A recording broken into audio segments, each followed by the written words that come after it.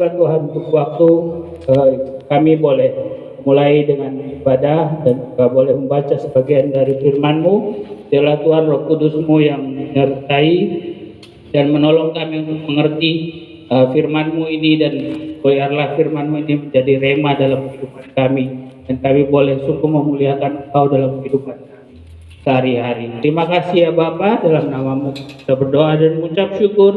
Haleluya, amin. Ya. Dari firman Tuhan yang kita baca barusan itu, saya mau membagikan bagaimana Daud di ayat yang pertama dan kedua itu dia menyatakan dirinya untuk memuji Tuhan.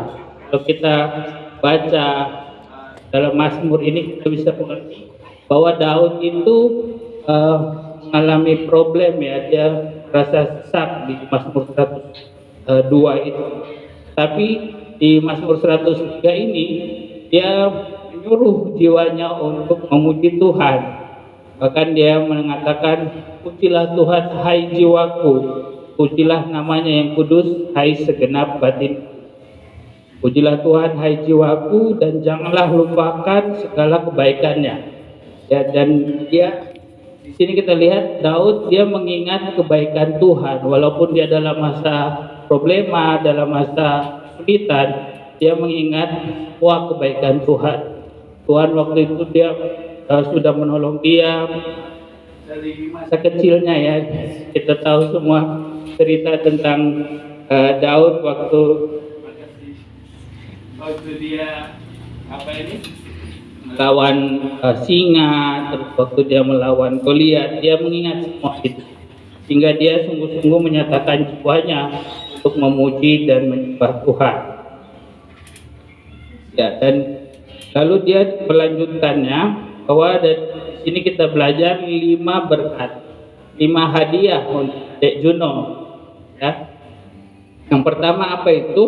Dia yang mengampuni segala kesalahanmu. Jadi saya percaya kita semua di sini juga percaya Tuhan Yesus bahwa Tuhan sudah mengampuni semua kesalahan kita.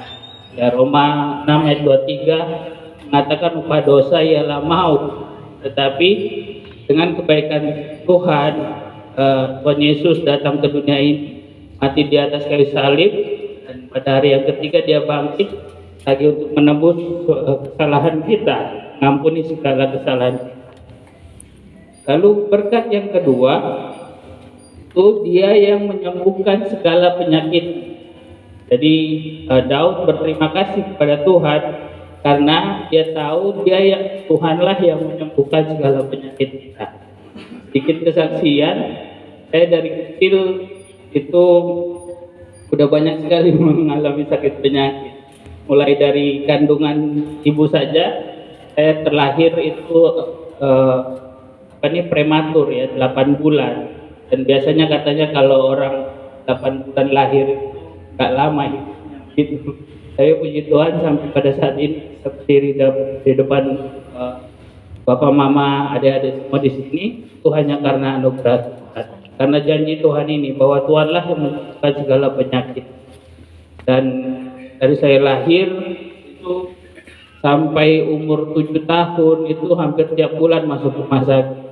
Pernah 3 kali demam berdarah, pernah diduga meningitis sampai diambil sum tulang belakang itu. Lalu pernah asma dan demam pilek itu sering sekali, bahkan yang baru-baru berapa bulan lalu kena COVID juga. Tapi janji Tuhan ini yang saya pegang bahwa Tuhanlah yang menyembuhkan segala penyakit. Lalu hadiah yang ketiga bisa kita pelajari di sini. Dialah yang menebus hidupmu dari lubang kubur. Kita sama seperti yang pertama tadi bahwa Tuhan yang mengampuni segala kesalahan kita, Tuhan juga yang menebus kita dari lubang kubur. Tuhan sudah berjanji bahwa kita yang percaya sama Tuhan Yesus, Tuhanlah yang dia menyelamatkan kita seperti Yohanes 3 ayat 16 ya. Lalu berkat yang keempat Dialah yang memahkotai engkau dengan kasih setia dan rahmat.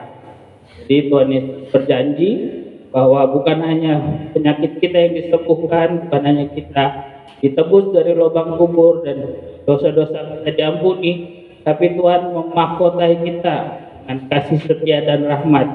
Dan mahkota ini bukan seperti mahkota raja-raja di dunia ya, atau mahkota yang diberikan kalau menang pageant kayak Miss Universe gitu. Tapi ini mahkota yang nggak mungkin pudar ya. Dan dikatakan engkau memahkotai engkau dengan kasih setia dan rahmat. Jadi kita boleh pegang janji Tuhan ini bahwa Tuhan yang akan memberikan kita mahkota kasih setia dan rahmat. Lalu hadiah yang kelima, dia yang memuaskan hasratmu dengan kebaikan. Ya, di sini Tuhan berjanji bahwa dia akan memuaskan hasrat kita. Ini berarti semua kerinduan, semua keinginan dari adik Juno pasti Tuhan akan kabulkan. Yang penting adik Juno dan kita semua di sini percaya betul dengan janji Tuhan ini bahwa dialah yang akan memuaskan hasrat kita. Dan di sini dikatakan sehingga masa mudamu menjadi baru seperti pada burung Raja Wali. Ya, saya pernah nonton National Geographic itu tentang burung Raja Wali ini ya, atau elang. Jadi elang itu ketika dia sampai di umur tertentu, setelah dia ganti bulu itu hanya ada dua pilihan, entah dia mati atau dia mengalami perubahan dalam kehidupan ya. Kalau dia tidak mati itu dia akan naik tinggi menjulang sampai ke puncak gunung begitu, lalu dia mengalami transformasi.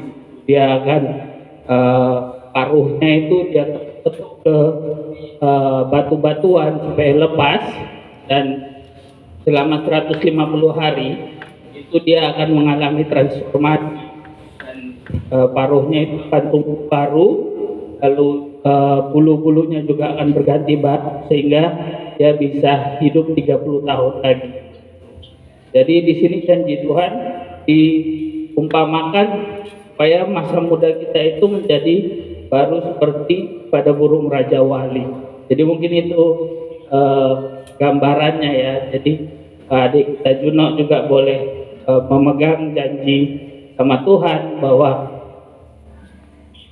adik Juno walaupun mengalami masa pertumbuhan, nanti walaupun ada masalah mungkin bisa pegang janji Tuhan ini, dan nanti akan ada terjadi transformasi sehingga masa muda Juno itu menjadi baru pada burung Raja Wali.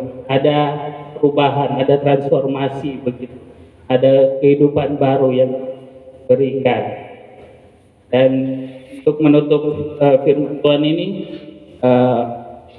saya mau kasih satu ilustrasi juga bahwa janji Tuhan itu seperti jabat tangan Romawi. Mungkin ada John boleh datang.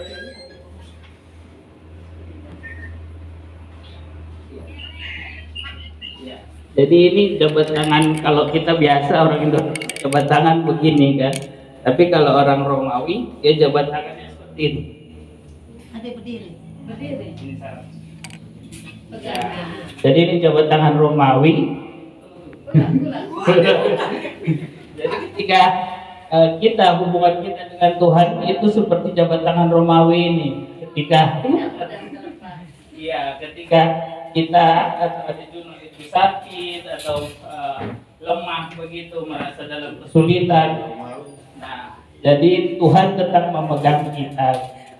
Ya, tinggal di ya, jadi seperti itu janji Tuhan dan hadiah Tuhan yang bisa kita renungkan untuk malam hari ini. Semoga firman Tuhan ini menjadi berkat buat kita semua.